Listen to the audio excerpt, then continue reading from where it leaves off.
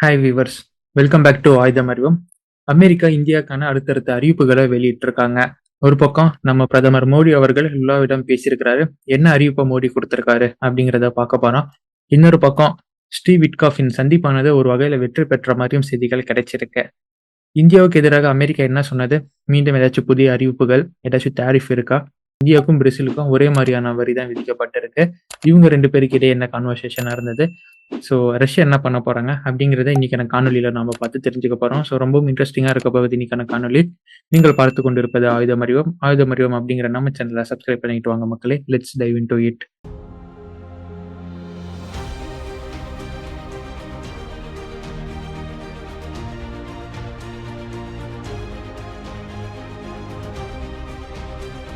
America ரஷ்யாவிற்கு கொடுத்த அந்த கெடுவானது முடியிருக்கும் நிலையில என்ன சொல்றீங்க அப்படின்னு கேட்கறதுக்காக அமெரிக்காவின் என்வாய் ஸ்டீவ் விட்காஃப் ரஷ்யாவிற்கு வந்திருந்தாரு. டெலிகேஷனுடன் பேச்சுவார்த்தை நடத்தியிருந்தாரு. அந்த பேச்சுவார்த்தையின் முடிவா என்ன தெரிய வந்திருக்குன்னா, ரஷ்யா ஒத்துக்கிற மாதிரியான ஆஃபரை அமெரிக்கா கொடுத்துருக்காங்க அப்படின்னு தெரிய வந்திருக்கு. ஏன்னா ஆரம்பத்துல ஸ்டீவ் விட்காஃப் வரத்துக்கு முன்னாடியே ரஷ்யா எங்களுக்கு இதெல்லாம் தேவை, இதெல்லாம் நீங்க பூர்த்தி பண்ணீங்கன்னா நாங்க சீஸ்ஃபயருக்கு ஒத்துக்கிறோம், உடனே நாங்க வந்து நிப்பாட்டிக்கிறோம் அப்படின்னு சொல்லியிருந்தாங்க. இப்ப அதற்கு அமெரிக்கா ஒத்துக்கிட்ட காரணத்தினால பதிலுக்கு நாங்களும் ஒத்துக்கிறோம் அப்படிங்கிற மாதிரியே ரஷ்யா வந்திருப்பதாக யூரி உஷாகோவ் அப்படிங்கிற ஒரு ஸ்டேட்மெண்ட்டை கொடுத்திருக்காரு. யார் இந்த யூரி அப்படின்னு கேட்டீங்கன்னா, ஸ்டீவ் விட்காஃப் மற்றும் ரஷ்ய டெலிகேஷனுக்கு இடையே நடந்த மீட்டிங்ல ரஷ்யா சார்பாக உட்கார்ந்தவர் தான் இந்த யூரி. ஸோ இவர் தான் இது மாதிரி ரஷ்யா ஒத்துக்கிற மாதிரியான ஒரு ஆஃபரை அமெரிக்கா கொடுத்திருக்காங்க. அதனால பார்க்கலாம் அப்படின்னு சொல்லியிருக்காரு. இந்த பார்க்கலாம் அப்படின்னு சொன்னதே ஒரு முன்னேற்றமா தான் பார்க்கப்படுது.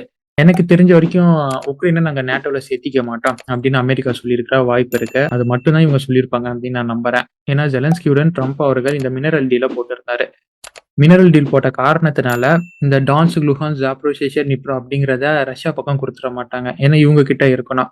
உக்ரைனின் மினரல்ஸ் எங்க அதிகமா இருக்கு அந்த டெபாசிட் அப்படின்னு பார்த்தாலும் ரஷ்யா கண்ட்ரோல் பண்ணிட்டு இருக்கும் அந்த 4 ரீஜன்ல தான் இருக்கு. அந்த ரீஜனை கம்பேர் பண்ணும்போது அதை விட கம்மியா தான் இப்ப இருக்கும் உக்ரைனுக்குள்ள மினரல்ஸ் இருக்கு. ஸோ மினரல் டீல் போட்ட காரணத்தினால அமெரிக்கா வந்து அந்த 4 இடங்கள ரஷ்யாவுக்கு விட்டு கொடுக்க விரும்ப மாட்டாங்க. அப்புறம் அமெரிக்காவின் டீலுக்கே அங்க அர்த்தம் இல்லாம போகும் இல்லையா? அதனால என்னை பொறுத்தவரைக்கும் இந்த நேட்டோல உக்ரைனை சேர்த்திக்க மாட்டோம். அதற்கு நான் வந்து ஒப்புதல் குடுக்குறேன், உறுதி குடுக்குறேன் அப்படின்னு ரஷ்யா கிட்ட பேரம் பேசி, இப்போதைக்கு ஒரு சீஸ்ஃபயர் கொண்டு வாங்கப்பா அப்படின்னு ரஷ்யாவை கொஞ்சம் காம்ப்ரமைஸ் பண்ணியிருப்பாங்க. அதுதான் யூரி நாங்க அக்செப்ட் பண்ற மாதிரி ஒரு செயலை அமெரிக்கா செஞ்சிருக்காங்க. பார்க்கலாம் அப்படின்னு அவரு சொல்லியிருக்கிறாரு. சமீபத்துல இந்திய கடற்படையானது தென்சீன கடல்ல பிலிப்பைன்ஸுடன் சேர்ந்து தன்னோட மிலிட்டரி எக்ஸர்சைஸை கண்டக்ட் பண்ணியிருந்தாங்க.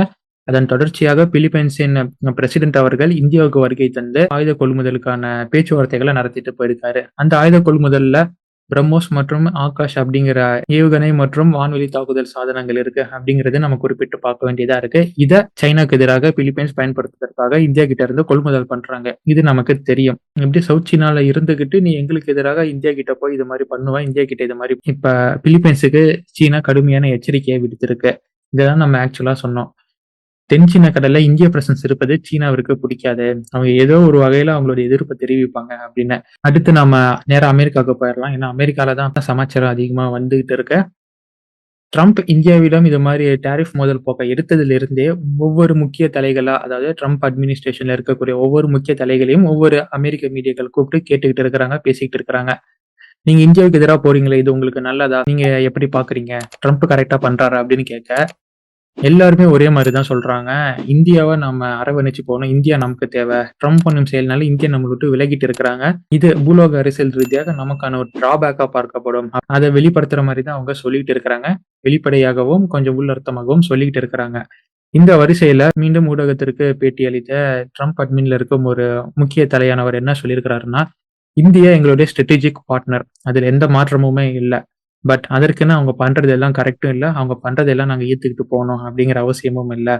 இதுல ட்ரம்ப்புக்கு சில கன்சர்ன்ஸ் இருக்கு. அதாவது இந்தியா பண்றதுல ட்ரம்ப்புக்கு சில கன்சர்ன்ஸ் இருக்கும் காரணத்தினால இந்தியா பண்ற எல்லாத்தையும் நாங்க ஏத்துக்கிட்டு போகணும்னு அவசியம் இல்ல. அதே நேரத்துல இந்தியா எங்களுடைய ஸ்ட்ராட்டஜிக் பார்ட்னர் தான். அதுலயும் எந்த மாற்றமும் இல்ல. அமெரிக்கா அட்மினிஸ்ட்ரேஷன்ல இருக்கக்கூடிய நபர் சொல்லியிருக்கிறாரு.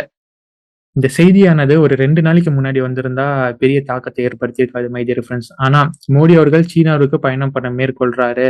லுலா கிட்ட பேசியிருக்கிறாரு அப்படின்னு சொன்ன பிறகு ஸ்டில் இந்தியா எங்களுடைய ஸ்ட்ராட்டஜிக் பார்ட்னர் தான் அப்படின்னு அமெரிக்க அட்மினிஸ்ட்ரேஷன்ல இருக்கக்கூடிய நபர் இப்ப சொல்லியிருப்பது இந்தியா அவங்களுக்கு இன்னும் முக்கியம், இந்தியா எந்த அளவுக்கு அவங்களுக்கு தேவை அப்படிங்கிறத நமக்கு இந்த இடத்துல காமிச்சிருக்கு. ஸோ ஆக மொத்தம் சீனாவை இன்னும் வர கவுண்டர் பண்றதுக்கு ஏசிய நாடுகள்ல இந்தியா அப்படிங்கிறது அமெரிக்காவுக்கு இன்னும் தேவையா இருக்கக்கூடியது தான். ஸோ அவங்களுடைய ஒரு பிடி நம்ம கிட்ட இருக்கு அப்படிங்கிறத இந்த செய்தியில இருந்து நாம எடுத்துக்க முடியும். ஆனாலும் பாருங்க, என்னதான் நீ எனக்கு தேவைன்னாலும் நான் சொல்றத தான் நீ கேட்கணும் அப்படிங்கிற மாரி தானே அவங்க சொல்றாங்க. இந்தியா என்ன பண்ணாலுமே அத நாங்க ஏத்துக்கிட்டு போணும் அப்படிங்கிற அவசியம் இல்ல. எங்களுக்கு சில கன்சர்ன்ஸ் இருக்கு. அதுல இந்தியா கொஞ்சம் வேலை செய்யணும். அதாவது அவங்களுக்கு ஆதரவாக சவுத் ஏசியா நாடுகள்ல இந்தியா இருக்கணும் அப்படின்னு அவங்க விரும்புறாங்களாமா. இதற்கு இந்தியா ஒத்து வருமா ஃப்ரெண்ட்ஸ்? நீங்களே சொல்லுங்க. அதாவது ஓப்பனா அவங்க என்ன சொல்ல வராங்கன்னா, இந்தியா வந்து கம்ப்ளீட்டா வெஸ்டர்ன் சைடு வரணும் அப்படின்னு அவங்க விரும்புறாங்க. இதுதான் அந்த அந்த 2 ஸ்டேட்மெண்ட்ல இருக்கக்கூடிய செய்தியானது. ட்ரம்ப் அட்மினிஸ்ட்ரேஷன்ல இருந்து இது மாரி செய்தி வருது. ட்ரம்ப் கிட்ட ஜர்னலிஸ்ட் ஒரு கேள்விய கேட்கிறாரு. இந்தியா மீது நீங்க 50% வரிய போட்டிருக்கீங்க. இதற்கப்புறம் என்ன ட்ரேட் நெகோசியேஷன் பண்ண ஆரம்பிச்சுருவீங்களா? அப்படின்னு கேட்கிறாரு. ஏன்னா எல்லா நாடுகள்கிட்டயும் ஃபர்ஸ்ட் இது மாரி இவ்ளோ டாரிஃப போடுறேன் அப்படின்னு சொல்லுவாங்க. அதுல பயந்துகிட்டு அந்த நாடுகள் எல்லாமே அமெரிக்கா கிட்ட வந்து நெகோசியேஷன் பண்ணுவாங்க. அந்த இடத்துல அமெரிக்கா அவங்களுக்கு தேவையானத முன் வச்சு அவங்க அந்த ட்ரேட் டீல சீல் பண்ணிப்பாங்க. அமெரிக்காவின் வெற்றிக்கான சூட்சுமமா இதுதான் அமெரிக்கா பண்ணிட்டு இருக்கிறாங்க.